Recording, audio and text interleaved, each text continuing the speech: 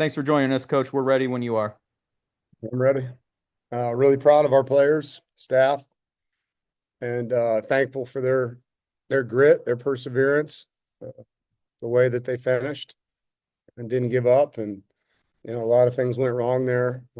Turnover wise, it put us in a tough spot defensively, and the offense got going. Once we got behind two scores, it was great to see that back to back, and we started playing complementary football.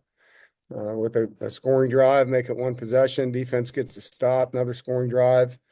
And we needed some luck. We haven't had any all year. And so thankfully they missed a kick, and it still was a game. We weren't able to close it out. It's disappointing we didn't, finish with a first down there and put our defense back on the field. But resilient bunch of guys, man, gritty, tough, banged up.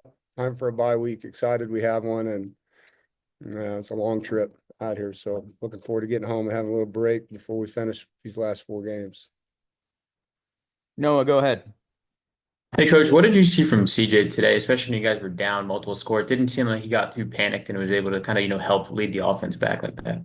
Yeah, he doesn't flinch. He believes in himself. He believes in his teammates. He believes in his coaches.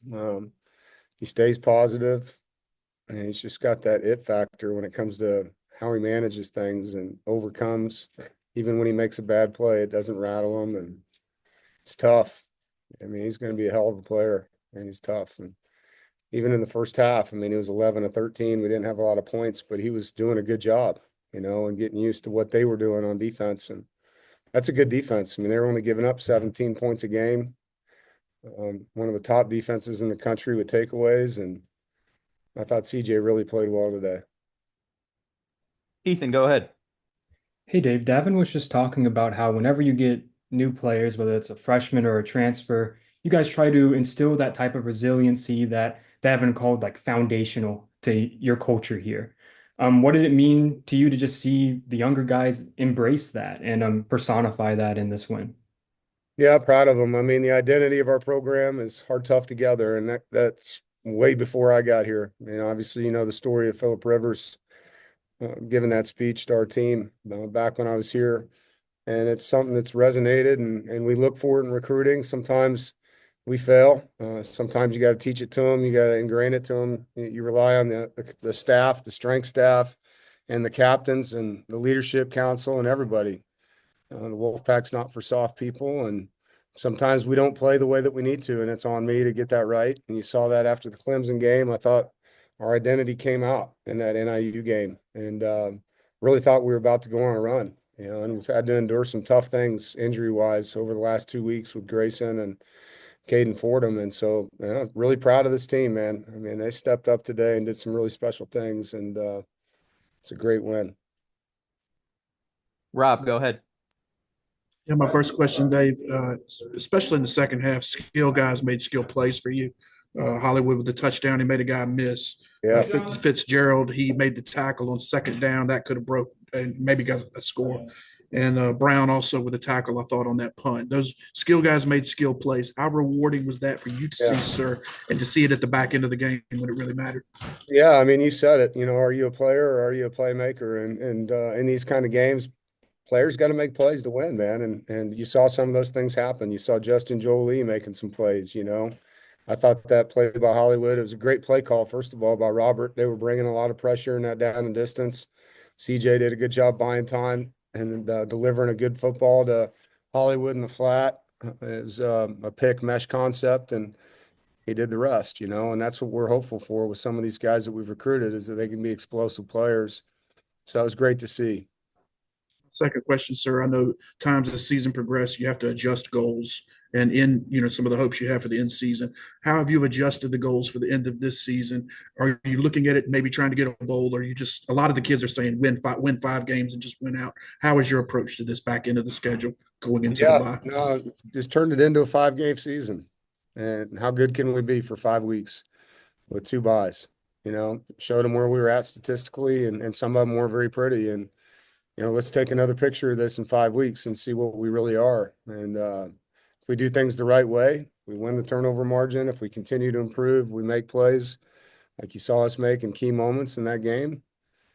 I mean, I thought it felt pretty good last year winning 5 in a row. But, you got to win the first one to get there. And to have a chance. We got the first one, so now a little break, and now we'll go for another one and just keep 1 week at a time, trying to get better and finish games and see if we can get on a run again. But it's easier said than done, and we're a beat up football team. We need to get healthy right now before we even think about the next opponent. That's the number one thing, is get these guys some mental and physical rest.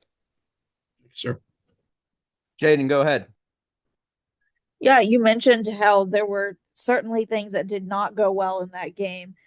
Just, on your immediate reaction, what do you think played into some of those issues? Do you think mental, the mental aspect, do you think was that the biggest reason for some of those mistakes? No, I don't. I don't think dropping a punt has anything to do with mental. It's Jalen Coyte's a really dependable punt returner. He's never muffed a punt in his career. So it's just a tough play. The ball hung up there in the wind, and sometimes those things can happen. So, yeah, it's just a bad break, and field position wise, that put us in a bad spot. Last question for Coach will come from Josiah Lee.